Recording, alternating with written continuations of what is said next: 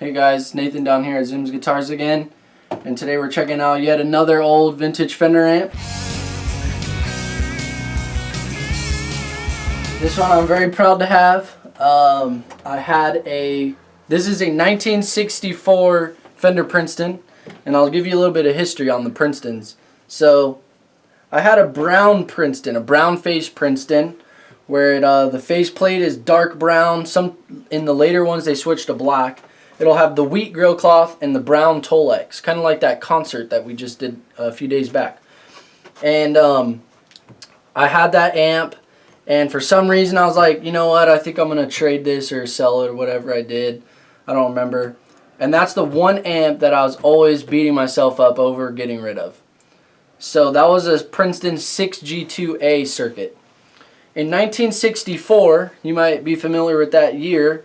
It's the last year before CBS took over, and it's also the year that Leo Fender introduced the blackface amps. They switched to the brown Princeton over to the blackface Princeton, which is going to have a volume, a treble, and bass, and then speed and intensity. The brown face amps just had a single volume knob, and they had the numbers printed on the faceplate instead of on the knob like a blackface amp does. Being as Leo Fender wanted to use up every single last component that they had, they just put the brown face circuit into the black cosmetics. So you have the black Tolex and you have the silver grill cloth. This one's obviously aged to like a darker brown color, as many of the black face and silver face amps do. But you still have the brown face plate, the 6G2A brown Princeton circuit, single tone knob, numbers painted on faceplate, and you have, instead of the black or dark brown knobs that would be on a brown Princeton, you have the white knobs because it kind of goes better with the black cosmetics. They call it a tuxedo Princeton because it kind of looks like it's wearing a tuxedo. So they only made these for a few months, in 1964, while they're using up the rest of the brown face amps. The tube chart on this is stamped NE, which would be May of 1964, and the transformers are dated to late 63 if I remember correctly. We could check that out when we open it up. This thing is 100% original, except for the speaker was replaced with a 1965 Jensen. So the speaker is 1 year later than the amp. I'm pretty sure it's been replaced because that's a pretty big wide gap to have with component dates. Usually there's a few months. You might not be going all the way from May of 64 to getting a 65 speaker, so it's probably been replaced. But other than that, it's got the 2-prong cable on it, all the original electrolytic and Ajax caps inside. So we're going to pop it open. I'm going to switch out those electrolytics, kind of get this thing restored a little bit. If you look down here, we have bare wood along the front, and that's because the Tolex had ripped off, but it's tucked up underneath. So I'll be re-gluing that back on. Might not be doing that today. We probably gonna have to go get some contact cement for that. But I was glad to see it's still on there, because if it's on there, it can be repaired.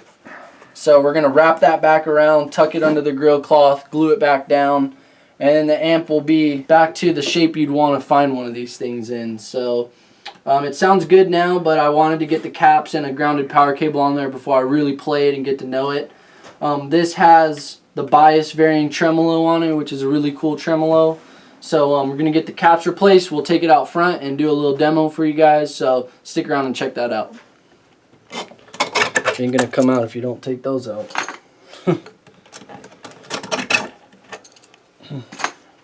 And so there's pieces of wood that'll support that, right? Yeah, and the baffle on the front. Nice. Damn. That's clean. I haven't pulled this thing out yet. I want to get a picture. Wow. It looks brand new. So we're just going to be replacing 3 caps. These blue ones there? Those are what you like to see right there. Those are the Ajax caps. Huh. Which ones are getting replaced? Okay. Brown, brown, and brown. So these are cathode caps for the tubes, and then this is the bias capacitor up here. Those will be getting replaced. Right here, you can see 1, 2, 3 capacitors. They're actually in a can on the other side of the amp right here. There's 3 20 microfarad capacitors in there. I'll be replacing this too, but not today. So you can see that this power transformer 606-350, so that is the 50th week of 1963. And this one is 606-413, so the 13th week of 1964. What's this up here? Just probably a stamp that they used at the factory. It's not for the date or anything. Right. Looks like it says 1964. Maybe it does. AR 1964, maybe April or something? Yeah, something 6-4. It's upside down. It's possible. I've never seen this. I never date stamps like that. Serial number P08568, in case anyone's keeping track of that. RCA tubes? Yeah, it's got the RCAs. Let's see what's in the pre's. RCA, Is that all original tubes then? most likely. Got a General Electric in that one. Huh. So 5Y3, 2 6V6. Now the old tubes, if they're properly biased, they should last almost forever, huh? They should. And the thing about these amps right here is that they're... If you ever working on a blackface or silverface amp, it's a great stand right here because they fit perfectly. These amps, you like to bias them a little bit colder, and the reason why is because since they have bias varying tremolo, the hotter the tubes are running, the less tremolo effect you're going to get. So when you have your amp on like 1 or 2, you might be getting a really good tremolo, and if you dime your amp, the tremolo is not going to be doing that great. You know, it's not going to be as Would you hear thick. Would you hear an increase in gain when using the tremolo on a biased tremolo then? No. Okay. Basically, the way that these work is if the tremolo is off, you're operating as if there was no tremolo. And then as you turn the intensity up, it starts to starve the power tubes of power. So it's never increasing the power, it's only ever decreasing the power. Does that make sense? Yeah.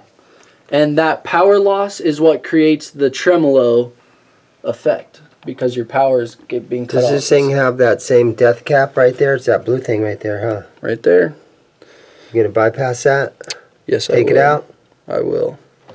You can see I have a few of those from the last amp I did.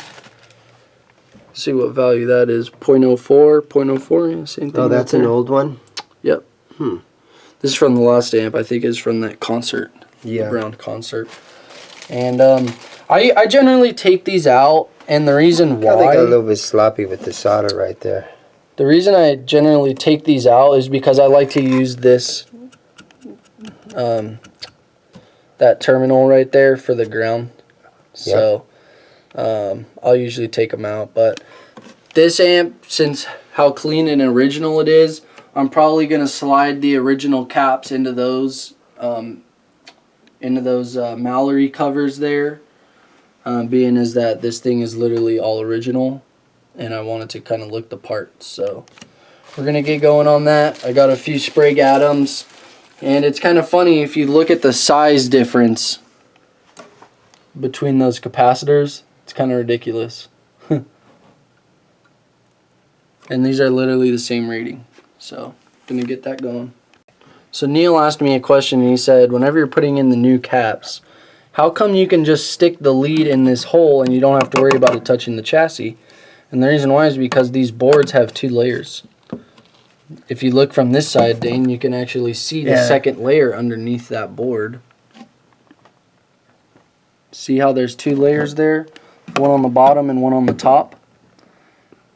So the bottom layer is just a solid piece, and it goes over the chassis so that none of the components are shorting. So when you out the shove that chassis. down there, it doesn't just hit this? Yep. I gotcha. And then another thing Neil asked is, how come I clip out this end? I pull this end up, but how come I have to clip this end out? It's because they leave the leads really long on this side, and you can see it's coming out down there to ground. So if you're sitting here with your solder on your eyelet there, trying to pull this cap out, you're not going to be able to because it's grounded over down here. it's grounded right there, and the whole wire is coming. So I just clip that out and I leave this as my ground. So you can see now I have the new cap in there. The new cap's way smaller. I just like to put those back over so that it looks all original when you open it up. You know, it's kind of extra. It's a little step that you can do if you're crazy about Fender amps like I am. Some guys will stuff them with foam so that they sit on there tight. But for me, you know, this is good enough. So we're going to do this one here, and then we're going to do that bias cap down. And so I got the grommet in there. Okay. Changing the power cord. Yep. This one might be a little, there you go, that fits in there perfectly.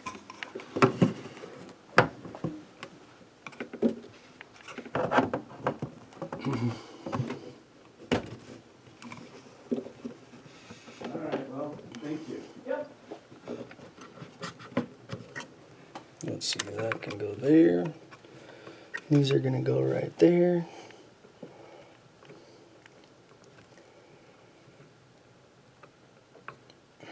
If you can get the pre-tinned power cables that are tinned already for you, Right. make your life so much easier, dude, I'm telling you. So I'm gonna have to do that right now. It's not too hard, but when we did it on Neil's Pro a minute ago, it made it really easy.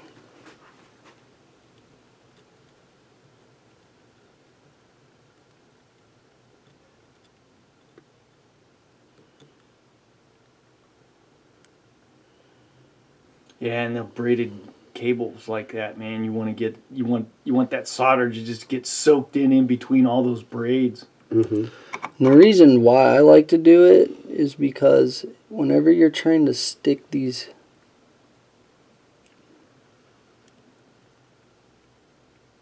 put these through the little terminals on here that are really small, the braided wires make it a real pain in the ass. Yeah, because they kind of get all over the place. Exactly.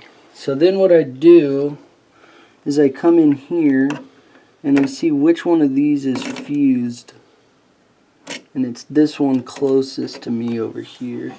This I'm probably going to want to tighten that up a little bit. Alright, so I got the power cable on there. Got those caps replaced. I'm just, I tested it out for a quick second just now to make sure everything was working before I put the chassis back in. So I'm putting on these chassis straps now. I'm gonna go take it out front and we'll do a little demo so that you guys can hear this amp. Alright, so we got the caps in here, got the power cable on there. It's running real quiet, practically no hum. That's all the way with tone up on 10, volume up on 10. We'll start off here at the volume on 2.5.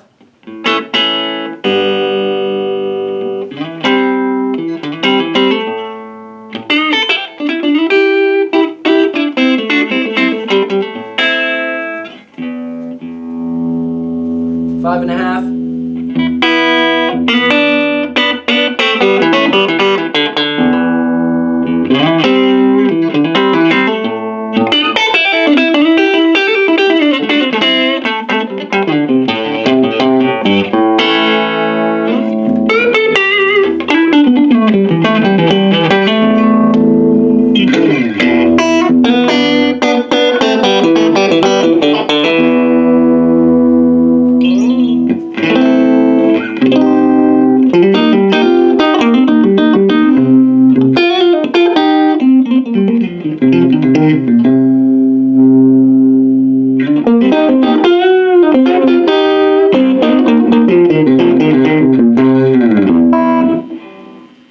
There you go. So hear a little bit of shaking. Yeah, let's hear a little bit of the reverb or the tremolo that's in this thing. Oh, there it is.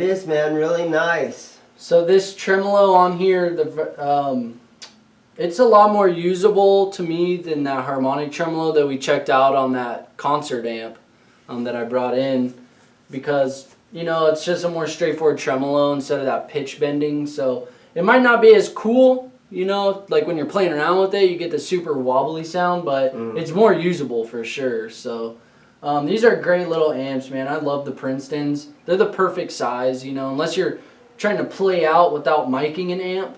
But if you can mic these things up and they sound great. Right.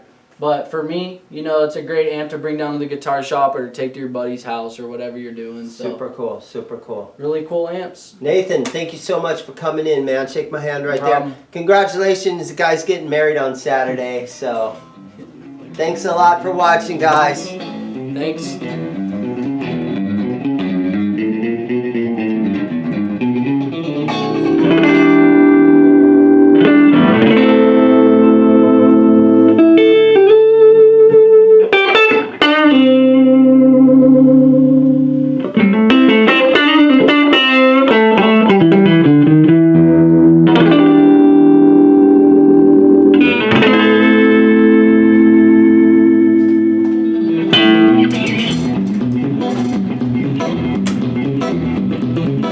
What do you think, bro? How's it sound? Right on.